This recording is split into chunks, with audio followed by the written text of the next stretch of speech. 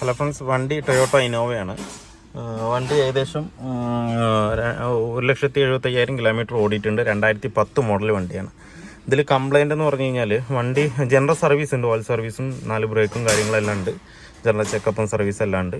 അതുകൂടാതെ ഇതിനകത്ത് നമ്മളൊരു 40-50 കിലോമീറ്റർ സ്പീഡിലേക്ക് പോകുമ്പോൾ third gear, fourth gear, fifth gear ഏതായിക്കോട്ടെ പോകുമ്പോൾ ഡോർ പാഡ് കംപ്ലീറ്റും ഒരു വൈബ്രേഷനാണ്, ബ്രന്ന് പറഞ്ഞിട്ട് ഹെവി ആയിട്ട് വൈബ്രേഷൻ വന്നുകൊണ്ടിരിക്കണം. അതുപോലെ തന്നെ നമ്മൾ ആക്സിലേഷൻ ഒന്ന് ചവിട്ടി വിടുമ്പോൾ കടക്ക് എന്നുള്ളൊരു സൗണ്ടും വരുന്നുണ്ട് ഇതിനകത്ത്.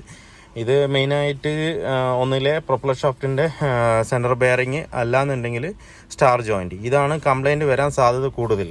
പിന്നെ അതാണ് നമുക്ക് വിഷ്വലായിട്ട് നോക്കാൻ പറ്റുക, പെട്ടെന്ന് മാറ്റുന്ന മനസ്സിലാക്കാൻ പറ്റുക. അത് വിട്ട് അതിൽ കംപ്ലൈൻ്റ് ഒന്നും ഇല്ലയെന്നുണ്ടെന്നുണ്ടെങ്കിൽ പിന്നെ നമുക്ക് ക്ലച്ചിൻ്റെ ഭാഗം നോക്കേണ്ടതായിട്ടുണ്ട്. ക്ലച്ചിൻ്റെ പ്രഷർ പ്ലേറ്റോ അല്ലാന്നുണ്ടെങ്കിൽ ക്ലച്ച് പ്ലേറ്റോ എന്തെങ്കിലും കംപ്ലൈൻറ്റ് ഉണ്ടെന്നുണ്ടെങ്കിൽ, അൺഈവനായിട്ട് തേഞ്ഞിട്ടുണ്ടെന്നുണ്ടെങ്കിലും, അതിൻ്റെ ലെഗിന് എന്തെങ്കിലും കംപ്ലൈൻറ്റ് ഉണ്ടെന്നുണ്ടെങ്കിലും ഈ സെയിം കംപ്ലൈൻറ്റ് വരും.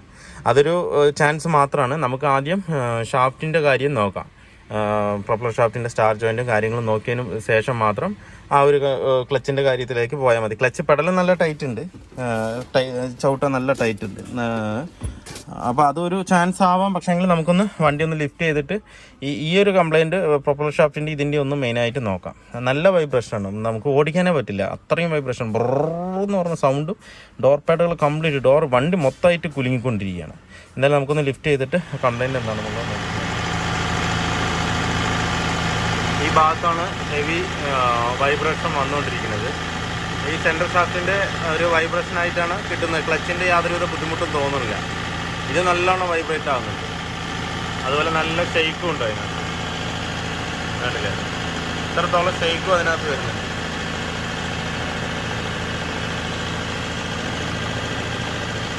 അതല്ലേ, എന്തായാലും നമുക്ക് ഇനി സെൻട്രൽ ഷാഫ്റ്റ് ബെയറിങ് തന്നെ നമുക്ക് വേറൊരു വണ്ടി ഉണ്ട് ഇവിടെ, നമുക്കൊന്ന് മാറ്റി ഇട്ട് നോക്കാം ആദ്യം. എന്നിട്ട് നമുക്ക് കൺഫേം ചെയ്തിട്ട് നമുക്കത് മാറ്റാം. അതായിരിക്കും ഒന്നുകൂടെ ഉചിതം. നമ്മൾ ഡയറക്റ്റ് മാറ്റിയിട്ട് ഇനി ബുദ്ധിമുട്ടാവാൻ പാടില്ല. വൈബ്രേഷൻ ഉണ്ട്, നല്ലോണം കിട്ടുന്നുണ്ട്. ഇത് തന്നെയാണ് കൺഫേം. എന്താണെന്ന് വെച്ച് കഴിഞ്ഞാൽ നമ്മുടെ കയ്യിലൊരു വണ്ടി ഉള്ളത് കൊണ്ട് നമുക്ക് അതൊന്ന് എടുത്ത് ഇതിലേക്ക് ഇട്ട് നോക്കിയിട്ട് കൺഫേം ചെയ്തിട്ട് ബാക്കിയുള്ള കാര്യങ്ങൾ നോക്കാം. നമ്മൾ ആ പ്രൊപ്പലർ ഷാഫ്റ്റിൻ്റെ സെൻറ്റർ ബെയറിങ് പോയിട്ടുണ്ട്. അതുകൂടാതെ ഇതിൻ്റെ ഫ്രണ്ടിൽ ബ്രേക്ക് പാഡ് കംപ്ലീറ്റും തീർന്നിരിക്കുകയാണ്. കണ്ടില്ലേ? ഏകദേശം ഒരു 2 mm ഉണ്ടാവുള്ളൂ. നമുക്കെപ്പോഴും ഒരു 3 mm ഒക്കെ ഉണ്ടെങ്കിൽ തന്നെ ഏകദേശം ഒരു 5000 കിലോമീറ്ററോളം ഓടുള്ളൂ. ഇതിപ്പോൾ ഒരു 2 mm ഉണ്ടാവുള്ളൂ. അപ്പോൾ ബ്രേക്ക് പാഡ് മാറ്റണം. അതേ കണ്ടീഷനിൽ തന്നെയാണ് ബ്രേക്ക് ഷൂ. എപ്പോഴും ബ്രേക്ക് ഷൂ ഈ സൈഡാണ് കൂടുതലും പെട്ടെന്ന് തേയുക. ഈ സൈഡ് ഏകദേശം ഒരു 1.5 mm ഉണ്ടാവുള്ളൂ. 2 mm 1.5 mm ഉണ്ടെങ്കിലും ഏകദേശം ഒരു 5000 കിലോമീറ്റർ ഓടും. പക്ഷേ ഇത് റെൻറ്റിന് ഓടുന്ന വണ്ടികളാണ്. അതുകൊണ്ട്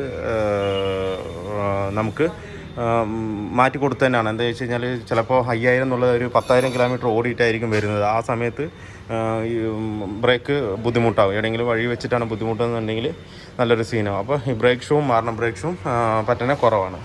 വേറെ പ്രത്യേകിച്ച് ഇതിനകത്ത് കംപ്ലൈൻ്റ് ഒന്നുമില്ല. ഈ ബ്രേക്കിൻ്റെ കാര്യങ്ങൾ തന്നെ ഇപ്പുറത്ത് പിന്നെ അഴിച്ചിട്ടില്ല. എന്തായാലും ഈ സൈഡ് മാറണമെങ്കിൽ ആ സൈഡ് സെറ്റോട് കൂടിയിട്ടാണല്ലോ വരുന്നത്. അപ്പോൾ ബ്രേക്കിൻ്റെ പാഡും ബ്രേക്ക് ഷൂ എടുത്തിരിക്കുന്നത് TVSൻ്റെ ആണ്. അതാകുമ്പോൾ ക്വാളിറ്റി ഉണ്ടാവും. ഒറിജിനൽ വരുന്നത് TVS ബ്രാൻഡിൻ്റെ തന്നെയാണ്. അത് 1349 രൂപ MRP വരുന്നുണ്ട്. അതുപോലെ തന്നെ ബ്രേക്ക് ഷൂവും നമ്മൾ TVSൻ്റെ തന്നെയാണ് എടുത്തിരിക്കുന്നത്. അതിന് 1641 രൂപ ബ്രേക്ക് ഷൂവിന് വരുന്നുണ്ട്.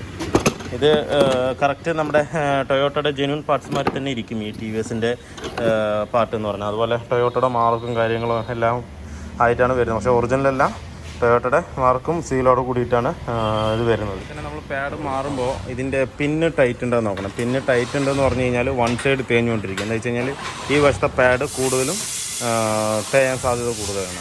ഇതിൽ ഏതെങ്കിലും ഒരു പാഡ് കംപ്ലീറ്റ് ആയിട്ട് ഫുള്ളായിട്ട് തേയും.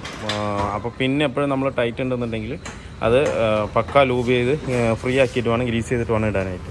ഇത് കംപ്ലീറ്റ് ഇപ്പോൾ ടൈറ്റാണ്. മോഡിലെ കറക്റ്റാണ്, ഫ്രീ ആയിട്ട് ആകുന്നുണ്ട്. പക്ഷേ ഇത് പക്ക ടൈറ്റാണ്. 2 പിന്നും ആയിട്ട് കംപ്ലീറ്റ് സെറ്റ് ആക്കിയിട്ടുണ്ട്. നമ്മൾ TVSൻ്റെ പാഡ് വരുന്നതെന്ന് പറഞ്ഞു കഴിഞ്ഞാൽ നമുക്ക് പാഡിൻ്റെ ഒപ്പം തന്നെ അതിൻ്റെ പാഡിൻ്റെ ഒരു മെറ്റലിൻ്റെ ഒരു കവർ മേലെ ഒരു ഷീൽഡ് മാതിരി അതും കൂടെ കിട്ടും. മറ്റേ നോർമൽ പാഡൊക്കെ ആണെന്നുണ്ടെങ്കിൽ ഇത് വരില്ല. ഇത് നമ്മൾ പഴയതെടുത്തിട്ട് തന്നെ വേണം. മനസ്സിലായില്ലേ? ഇത് നേരത്തെ ഇട്ടിരിക്കുന്ന TVS തന്നെയാണ്.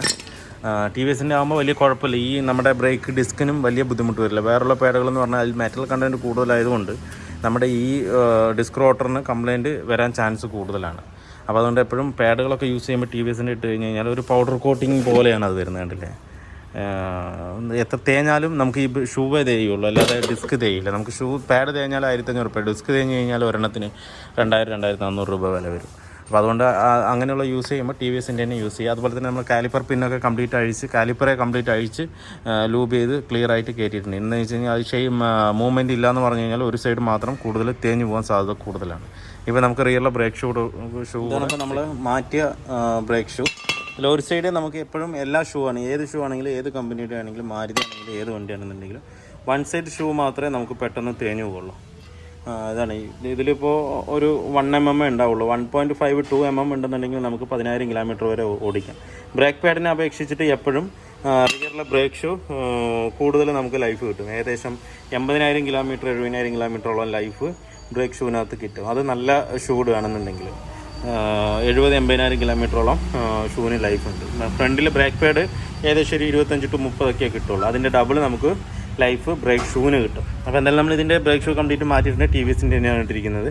ഇനിയിപ്പോൾ നമുക്ക് പെൻഡിങ് ആയിട്ടുള്ള ജോബ് എന്ന് പറയുന്നത് അതിൻ്റെ സെൻട്രൽ ഷാഫ്റ്റ് ബെയറിങ് മാത്രമേ ബാലൻസ് ഉള്ളൂ. അത് കൺഫേം ആക്കണം. ഇതിപ്പോൾ നല്ല ഷേക്ക് ഉണ്ട് അതിനകത്ത്, പക്ഷേങ്കിൽ നമുക്ക് വേറൊരു വണ്ടിയിൽ നിന്ന് അഴിച്ച് ഇതിനകത്ത് ഇട്ടിട്ട് കൺഫേം ആയിട്ട് വേണം ചെയ്യാനായിട്ട്. അപ്പോൾ എന്തായാലും അത് ആ ഒരു ബെൻഡിങ്ങും കൂടെ ഉണ്ട്, ആ വർക്കും കൂടെ ഉണ്ട്. അത് നമുക്ക് പ്രൊപ്പലർ ഷാഫ്റ്റിൻ്റെ സെൻട്രൽ ജോയിൻറ്റ് നമ്മൾ മാറ്റി നോക്കി ബെയറിങ്, എന്നിട്ടും ആ സെയിം വൈബ്രേഷൻ വരുന്നുണ്ട്. പക്ഷേങ്കിൽ ഇതിൻ്റെ സ്റ്റാർ ജോയിൻറ്റ് നല്ലവണ്ണം പോയിട്ടുണ്ട്. നമുക്ക് കയ്യിലേക്ക് ഷെയ്ക്ക് നോക്കിയിട്ട് കിട്ടിയില്ല. ഞാൻ കയ്യിലേക്ക് മാത്രമേ ഷെയ്ക്ക് നോക്കിയുള്ളൂ. ഷെയ്ക്ക് നോക്കിയപ്പോൾ ഷെയ്ക്ക് ഒട്ടും കിട്ടിയില്ല. പക്ഷേങ്കിൽ നമ്മളത് ഞാൻ ശ്രദ്ധിച്ചില്ല, കണ്ടില്ല. അത് സംഭവം സ്റ്റാർ ജോയിൻറ്റ് കംപ്ലീറ്റും പോയിരിക്കുകയാണ്. വേണ്ട, ജോയിൻറ്റ് സ്റ്റാർ കംപ്ലീറ്റും പൊട്ടി നിൽക്കുകയാണ്. ഈ സംഭവം എന്താണെന്ന് വെച്ച് കഴിഞ്ഞാൽ അവിടെ കയറ്റിയിട്ട് നോക്കുമ്പോൾ ഞാൻ ഈ ഭാഗം നോക്കി, ആ ഭാഗം ശ്രദ്ധിച്ചില്ല. അതുപോലെ തന്നെ ഷെയ്ക്കും കറക്റ്റായിട്ട് ഇതിനകത്ത് വന്നിട്ടുണ്ടായിരുന്നില്ല ആ സമയത്ത്. പിന്നെ നമ്മൾ ഓടിച്ചിട്ട് മറ്റേ ബെയറിങ് മാറ്റിയിട്ട് ഓടിച്ച് നോക്കിയപ്പോൾ വീണ്ടും ആ സെയിം കംപ്ലയിൻറ്റ്. വേറെ വണ്ടിയുടെ ഷാഫ്റ്റാണ് ഇട്ട് നോക്കിയത്. നമ്മൾ മേടിക്കാതെ വേറെ വണ്ടി ഷാഫ്റ്റ് ഇട്ട് നോക്കിയിട്ടാണ് കംപ്ലയിൻറ്റ്. എന്താ വെച്ചാൽ ഞാൻ പറഞ്ഞത് ഇതുവരെ നമുക്ക് ആ സെൻട്രൽ ബെയറിങ്ങിൻ്റെ ഒരു കംപ്ലയിൻറ്റ് ഇന്നുവരെ കിട്ടിയിട്ടില്ല. അതുകൊണ്ടാണ് അതിൻ്റെ ഡൗട്ട് ഇട്ടിട്ട് നമ്മൾ മാറ്റാതെ വേറൊരു വണ്ടിയുടെ ഷാഫ്റ്റ് മൊത്തമായിട്ട് എടുത്തിട്ട് നോക്കിയത്. എന്നിട്ടും ആ സെയിം വൈബ്രേഷൻ ഉണ്ട്. പിന്നെയാണ് ഡീറ്റെയിൽ ആയിട്ട് ഒന്ന് ശ്രദ്ധിച്ചപ്പോൾ സ്റ്റാർ ജോയിൻറ്റ് കംപ്ലീറ്റ് പൊട്ടിയിരിക്കുക. ഇതിൽ ഡീറ്റെയിൽ ആയിട്ട് ശ്രദ്ധിക്കേണ്ട ആവശ്യമില്ല, പെട്ടെന്ന് നോക്കിയാൽ കാണേണ്ടതാണ്. എൻ്റെ കണ്ണിൽ പെട്ടില്ല സാധനം. എത്രത്തോളം പൊട്ടി നിൽക്കണം അതിനകത്ത്. ഇനിയിപ്പോൾ എന്തായാലും നമുക്ക് സ്റ്റാർ ജോയിൻറ്റ് മാറാം.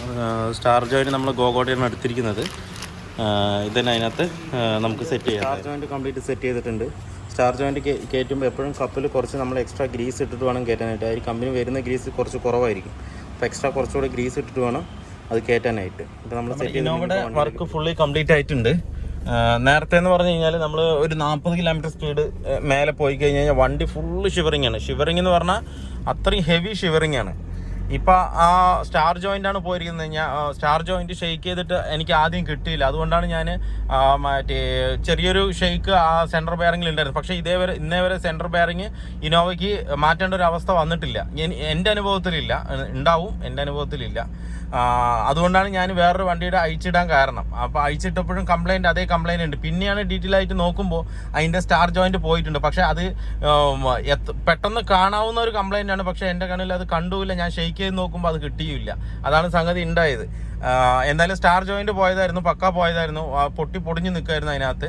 അത് ഗ്രീസ് നിപ്പിൾ, ഇപ്പോൾ ഗോഗോടെയൊക്കെ വരുന്നത് ഗ്രീസ് നിപ്പിളുള്ളതാണ്. അത് ഏകദേശം ഒരു 5000-3000 കിലോമീറ്റർ ഓടുമ്പോൾ ഒന്ന് ഗ്രീസ് അടിച്ചു കൊടുത്തു കഴിഞ്ഞാൽ ഇത്രയും പെട്ടെന്ന് ഇത് പോകില്ല. എപ്പോഴും ഗ്രീസിൻ്റെ അംശം ഉണ്ടാകുമ്പോൾ അത് ഒരിക്കലും കംപ്ലൈൻറ്റ് വരില്ല. ഗ്രീസ് അടിക്കാത്തതിൻ്റെയാണ് ഇത്രയും പെട്ടെന്ന് ഈ സ്റ്റാർ ജോയിൻറ്റുകളൊക്കെ കംപ്ലൈൻറ്റ് ആകുന്നത്. ചില ജെന്യൂനായിട്ട് വരുന്നതിൽ ഗ്രീസ് നിപ്പിൾ ഇല്ല. ഇപ്പോൾ വരുന്നതിലൊക്കെ ഉണ്ട്. നമ്മൾ ഓൾട്ടർ ചെയ്ത് 2ാം വർഷം മാറ്റുന്നതിലൊക്കെ ഗ്രീസ് നിപ്പിൾ ഉണ്ട്. പക്ഷേങ്കിൽ ഫസ്റ്റ് വരുന്നതിൽ ഗ്രീസ് നിപ്പിൾ ഇല്ല. അതുകൊണ്ട് എന്താ പറയുക, നമുക്ക് ഗ്രീസ് അടിക്കാൻ പറ്റില്ല. അതുപോലെ ഇപ്പോൾ ഈ ഗോഗോടെയൊക്കെ ഉള്ളതിലൊക്കെ ഗ്രീസ് നിപ്പിൾ ഉള്ളതാണ്. നമുക്ക് മറ്റേ ഗ്രീസ് അടിക്കാൻ പറ്റും. അതൊരു 3000-4000 കിലോമീറ്ററിൽ ഗ്രീസ് അടിച്ചു കഴിഞ്ഞാൽ കുറച്ചുകൂടെ അതിന് ലൈഫ് കിട്ടും. അപ്പോൾ ഇപ്പോൾ വണ്ടി പെർഫെക്റ്റ് ആണ്. നമ്മളിപ്പോൾ ഇതിൽ ചെയ്തതെന്ന് പറഞ്ഞു കഴിഞ്ഞാൽ ഓയിൽ സർവീസ് ചെയ്തു. അതുപോലെ തന്നെ മറ്റേ സ്റ്റാർ ജോയിൻറ്റ് മാറി. മെയിനായിട്ട് ഇതായിരുന്നു കസ്റ്റമർക്ക് കംപ്ലയിൻറ്റ്, വൈബ്രേഷൻ. അത് നമ്മൾ കറക്റ്റ് ചെയ്തിട്ടുണ്ട്. അപ്പോൾ വീഡിയോ എല്ലാവർക്കും ഇഷ്ടമായാലും ഒന്ന് ലൈക്ക് ചെയ്യുക, ഷെയർ ചെയ്യുക, അതുപോലെ തന്നെ സബ്സ്ക്രൈബ് ചെയ്യുക. സബ്സ്ക്രൈബ് ചെയ്യാതെയാണ് വീഡിയോ കാണുന്നതെങ്കിൽ ഒന്ന് സബ്സ്ക്രൈബ് ചെയ്ത് സപ്പോർട്ട് ചെയ്യുക. അപ്പോൾ മറ്റൊരു വീഡിയോയിലേക്ക് കാണുന്നവരെ എല്ലാവർക്കും ബൈ.